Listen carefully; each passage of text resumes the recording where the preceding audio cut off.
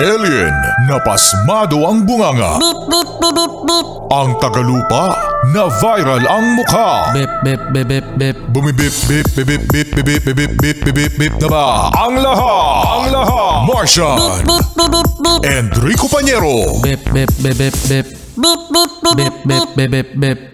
Bip, bip, bip, bip, bip. Ito na ang 101.1 Yes FM Balitang Ang baba. Ay, eto mga Yes Friend ha.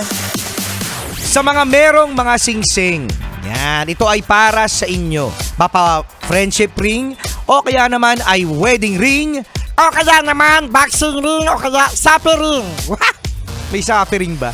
O, kasi ito mga Yes Friend, isang babae ang nalulok ang kanyang wedding ring. Ha? Nalulok niya yung wedding ring niya?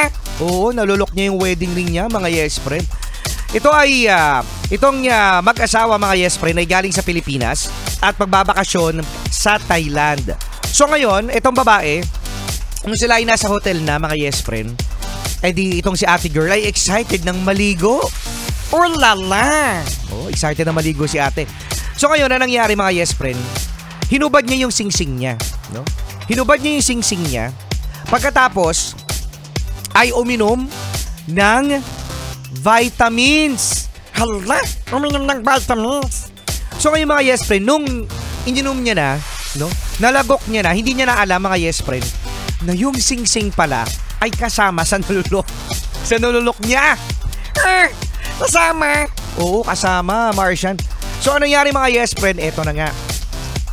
Nagtaka yung babae, nasan daw yung singsing niya. Ngayon, hanap sila ng hanap, hindi nila makita.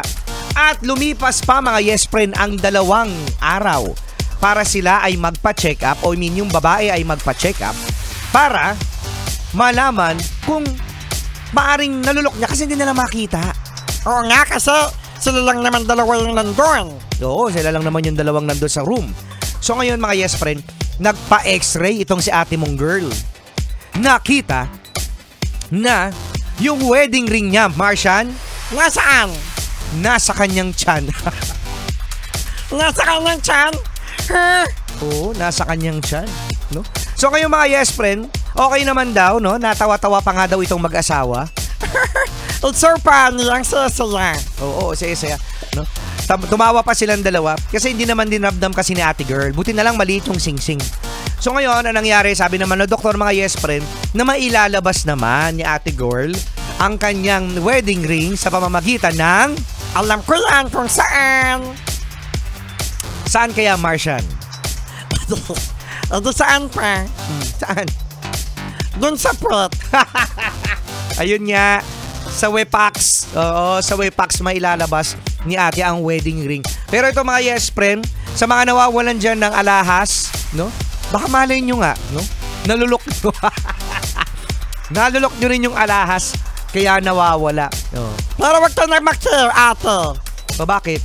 Kasi yung alahas mo hindi naman tunay.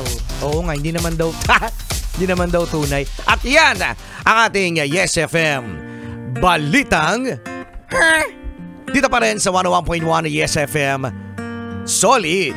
Yes FM Solid. Rico Pañero, Martian.